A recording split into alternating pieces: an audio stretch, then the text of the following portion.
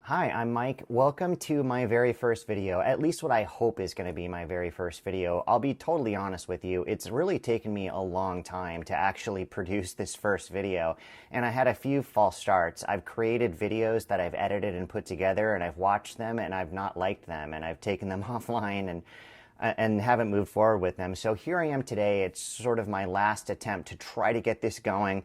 It's funny because I tend to be sort of impulsive and push myself into a certain direction. And then once I've committed, I'm like, oh God, now I have to deliver.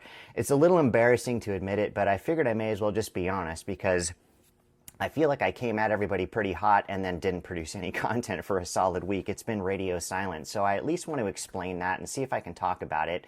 I want to talk a little bit about why this channel is so important to me, because it really, really is. I want to make sure that it comes off as genuine. I don't want it to seem cheesy or disingenuous. And I think it's really that fear that's got me looking at the content that I've produced so far and deciding to not publish it. I ended up having a call with a friend of mine last night. His name is Chase, and I met him in the partner community, and I'm really grateful that I did.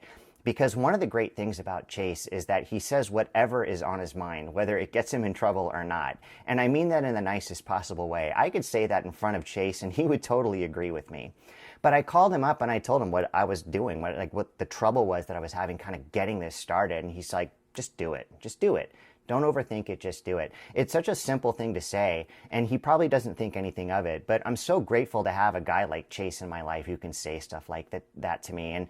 And I really feel like I've got people like that in my life because I've become a part of the partner community. It's important to me to really convey that message, and I want to do it in a way that seems real. And I'm worried that the content that I've put together just doesn't adequately convey that. Also, I've had a pretty tough week at work, and when I'm beating myself up at work, it can really sort of leak into my everyday life. It affects all the things that I'm doing outside of work.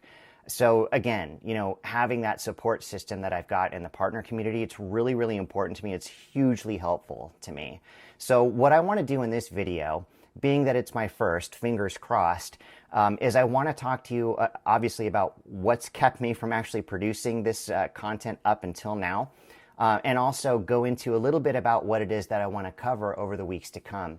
But first, I want to talk about what's inspired me to actually put together this first video and do it in a way that's genuine and real. Because a lot of what I was producing earlier this week was pretty scripted and felt a little unnatural. But I ended up uncovering a couple of really old videos that I did 7 years ago in 2017 when I first got into Salesforce. And it really struck me with how I was able to videotape myself saying these things, and I just charged forward with my thoughts, and I had no hesitation. I didn't stutter. I didn't have to cut the camera. I didn't have to edit anything. It was just, this is where I was. I was super, super driven. I was gonna go for it, and I did it. Like, I made it, And it's funny because I feel like that's a big deal and it's something to celebrate, and I just don't think about that every day. I have a tendency to sort of dwell on my failings, and I think that this is probably something that I need to overcome, and I'm hoping that I can get there with the help of the people that I've met in this community and the community that we build through channels like this. So what I want to do to kick this off is I want to show you these old videos that I made in 2017 because they just really were such a trip to me to discover them. And I just thought they were pretty cool. Hey, so I'm making a quick video on my cell phone because I just thought of this. If I'm going to video journal this like I'm thinking, I gotta make videos. So today is the 15th of May. I've been looking at Salesforce now for about 2 weeks. Love it. I'm hooked, and I'm determined to get certified. I actually registered today to get certified as an administrator. So we'll see how that goes. So what's interesting about that is then, it was that very first year that I decided I was going to dedicate myself to Salesforce. I was scheduled for the Java 1 conference that's put on by Oracle. And there was something going on at work where suddenly our conference budget blew up. And even though I had registered for Java 1, they weren't going to be able to reimburse me for that expense. And so I was like, well, then you know what? If it's going to be on me, then I'm going to get a refund. And I'm going to take that money, I'm going to put it on Dreamforce. And I'm going to go to Dreamforce instead. I'll take PTO and I'll just check that out. And so when that happened, there was some sort of, I don't know what it was. It was like a program or a contest or something where you were supposed to put together a video and talk about why you were a Dreamforce trailblazer. And I put this video together and I put it on Twitter. I don't think anything ever happened to it. I don't even remember who it was supposed to get in front of.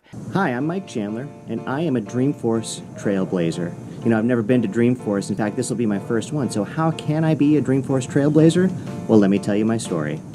I first picked up Salesforce in May of 2017. So as of this recording, that's about 4 months ago. And Salesforce doesn't exist anywhere in my critical path at work. So I sort of found it on my own, just doing my own research and, searching in the wild, looking up things like how can I make implementations better? How can they be faster?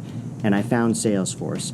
And needless to say, that information is very easy to come by as far as the details of how the platform works.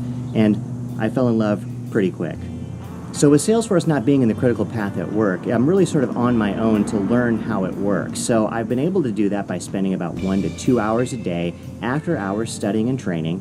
And then on Saturday and Sunday, I grab my laptop, I wake up at 5 o'clock in the morning, and I drive to Starbucks where I study. I have 3 to 4 uninterrupted hours, and I work on Trailhead, and I get some hands-on training as well.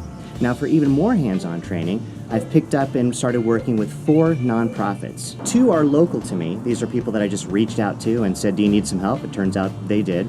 And the other 2 are national nonprofit companies that I've actually encountered just by communicating with them and answering their questions in the Salesforce Success Forums. Anyway, I thought those videos were really kind of cool. So here's what we're going to cover on this channel going forward. Well, obviously, I'm a software developer, so I intend to talk about coding and development on the Salesforce platform. It's something that I've actually come to really enjoy. I think it's very unique and different. I think that if you are an existing software engineer, you can quite easily take those skills and move them over to Salesforce. Even if you are not a software engineer, I think that you can become one on the Salesforce platform. But I don't think it's easy, and I do not think it's for everyone, and I think that's one of the things that we need to be talking a little bit more openly about in this community.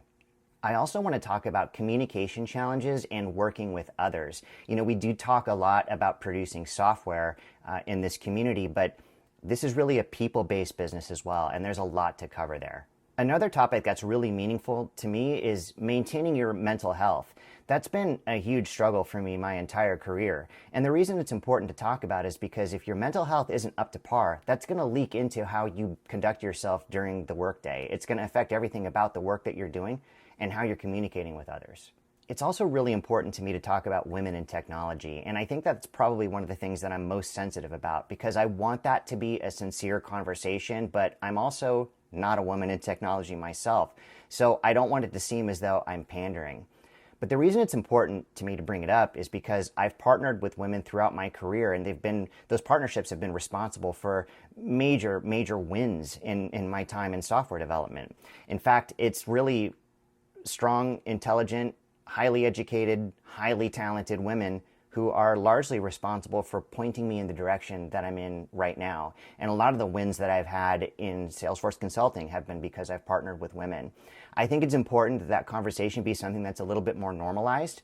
And I think that one of the ways for that to happen is for someone who is not a woman to celebrate the successes of women in technology. I really hope that that comes off okay, and I'm a little sensitive about it. So maybe I'll dip my toes in the water and see how it goes. And if I need to change that up a little bit, I can.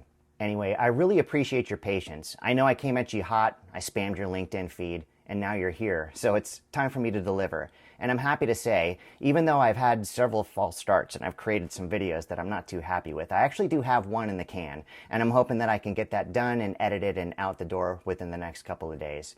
Thank you for subscribing. I'm really moved by all the feedback that I got, and I'm really looking forward to doing this. Thanks a lot, and I'll talk to you real soon.